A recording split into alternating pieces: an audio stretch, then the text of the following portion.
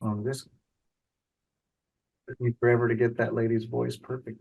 Okay, so by the way, Shar, wonderful to meet you today. Okay, and have a gathering and learning. Right, this is about learning and sharing stuff that we've got some expertise. Let's get it out there to everybody. But I thought maybe if it's okay, we'll start with how did we meet and how did we become to get to know each other? And so, if I recall correctly, and you listen, my memory is not 100%, okay, but I was responsible for pre-sales for a company called Right Answers. Mhm. And ironically, AWS was in Seattle. And based on that, you and I met on a series of days together, demonstrations together, teaching your teams how to use this tool together. And I think we even won the gig. I mean, it's been a while, but Yeah, we had done an RFP on a couple of different products for Amazon, and I was in Amazon HR Shared Services, and so AWS was saying, "Hey, we want to get this specific solution up and running for our particular business unit." right. And yeah, you guys were one of the vendors, and I think you're right. I think you guys did win, but it ended up I think the project got nixed like very quickly thereafter. It was like all of this effort. I facilitated this big RFP, had all of these demos coming in, and then, we get through the other side. And actually, that happened to me a couple times in my tenure at Amazon. Talk about being like nimble in a change environment, is that we would do all of this effort and the contract just would not happen or the priorities would shift or the budget would go away. So or all of the above at once. But by the way, which is perfect for today, right? Because we're talking about change and Yeah. unexpected change. We had done 6 months work of work, and we had built out the whole environment there and trained people and everything. And then now I recall it was a 6 month POC that then it could turn into something else. But once we got to the 6 month, it was like, okay, we're done. And Yep. so, um, They were going to go another direction because somebody else had another big idea, which is very, very common in an Amazon environment. So, my my management, because actually Right Answers was headquartered in New Jersey. I in my past career I lived in New Jersey, and so it was people who knew me from there, and they were like, "Oh my gosh, Tony, you're not going to believe it. We've got this big thing going on with Amazon, and you're right there." And I'm like, "Okay, I don't have to fly anywhere. I don't have to do anything. This is bread and butter." But the wonderful thing, which I think is just a thing about life, is I got to meet you during that period of time, and we struck up some good conversation and some shared a lot of knowledge, and since then we've been able to keep in touch, and I think that's the wonderful thing about life. You bump into people and you're doing your business, and then boom, you run into somebody who you really feel has something special. And so I feel that about you. I'm so glad you're part of my network, and that we still connect up, and I thank you for joining us today as well. So well, thank you for including me. I really appreciate you kind of collating and coming up with these concepts and these ideas, and then having a network that you can reach out to. And I was glad to have my door knocked on in this situation. So thanks. wonderful. This is a win-win. That's what we look for. Absolutely. Now, by the way, audience, I want to just remind you that at the top you can see the subscribe button, and you could just use your phone to subscribe to Tech Talk Tony. We're going to have discussions like this. We've got one next week planned, and we're going to have discussions in various different topics. I think next week it's change management, but ultimately being able to and experience management. Share knowledge with great people like Shar today. And so, all right, well, listen, okay, now we're done with all the fun stuff. Sorry about Oh, okay. All right, fine. we gotta get down to business here. Okay. And so what we're I going get ready.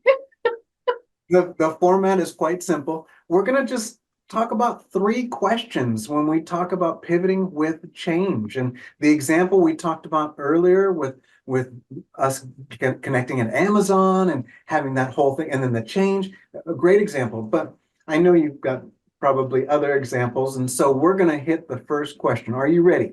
Sure. Okay. Okay. So why don't you, if it's okay, there's two concepts for change. One is planned change. Mm. The other one is unplanned change. So let's just tackle one first. Okay. Some examples of planned change. Well, I think we already dipped into that a little bit with that first example. We came together in a very large environment for Amazon to get the right answers to employees with their common HR questions. It's a knowledge management system, but it has big change because it's where do employees go to get information today, and how are you changing that behavior to get them to go to somewhere else? I think, you in the tech space and I kind of sit between this HR and HR technology space. We do a lot of big change, but one of the core tenets of that is to make it as seamless and as easy as possible for the user experience. So you want to change behaviors, but you want to make it almost seem natural for them to go where you want them to go, as opposed to them having to hunt and peck. And so there's a lot of like key methodologies and mechanisms to be able to make that happen in a change environment. I'm a big kind of like AgCar pro sci individual, but I think it's important to remember that if you're doing planned change and you're a change agent, that you focus on where are you trying to actually resolve pain? Are you trying to resolve technology debt? Are you trying to resolve pain in the administrative experience? Because you don't want to then pass that to someone else and say, oh, not my problem anymore. I don't have to do all of this administrative virtual paperwork. Someone else has to do it. Or are you trying to resolve and lessen the ease of use of your users? So, for example, when I was at Starbucks, the baristas at every Starbucks around the world, if they had to change their address, had to like go in the back office to get on the computer whenever it was free from the manager or somebody else to change their address on a system. And when we went to go change out the core HCM, which is a huge project, that was the value sell, that we could actually go ahead and say, from now on, you can pick up one of these and actually put your address in an app and update that address. That ease of use and that value sell for someone is like how you take plan change and actually make it worth all of the shifting that needs to happen on the back end. Now, everything else related to a core HCM, which is a huge project, been involved with and led a couple, and that's all back end. Like you don't want those users to ever feel that all of a sudden their pay stub is in a completely different system. It should just be natural and seamless when you have big change, but you try to target the areas that'll be a value sell, like the baristas having a ease of use of changing their address or finding their W-2 at the end of the year. Like how do you actually create what was previously a lot of manual work off the floor? So if we think about like operational costs or time to productivity for those baristas, we looked a lot at that. So like when you have planned change, you want to really anchor around what is that value, and make sure that you've got the right components so that that behavior actually shifts from what it was to where ultimately you need it to go. So I think that's kind of a big plan change there. But did you want me to dive into anything further? Oh, I think that's great, actually. My gut tells me that this is the easy one. It really is. It Plan, really is. because for the most part, a plan change, you can research, you can build a plan, and then monitor the change based on that plan, and then score it if you want to, and then do a post-mortem for anything that you may have missed based on that change. And in a professional environment, you have partners, you have stakeholders, you have sponsors, you have people that are actively already engaged to help champion whatever change you're trying to do.